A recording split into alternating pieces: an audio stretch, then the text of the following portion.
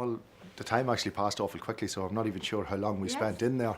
But we gave a good presentation. I think they liked what they heard, but they just probably didn't like some of the figures that we had, and they turned it down. We had no investors. What is quite tricky is to have all the figures in your head and then under pressure quickly calculating or being flexible. That was a bit of a tricky part.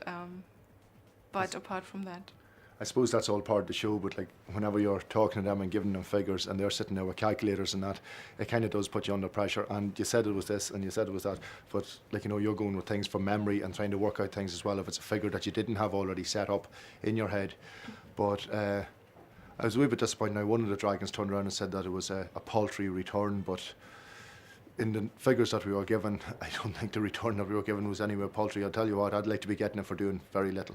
in our concept we would run it and everything, so we actually just needed the investment, and we had thought that that would be a strength of the concept, that they just have to give the money but don't have to be involved on an operational basis.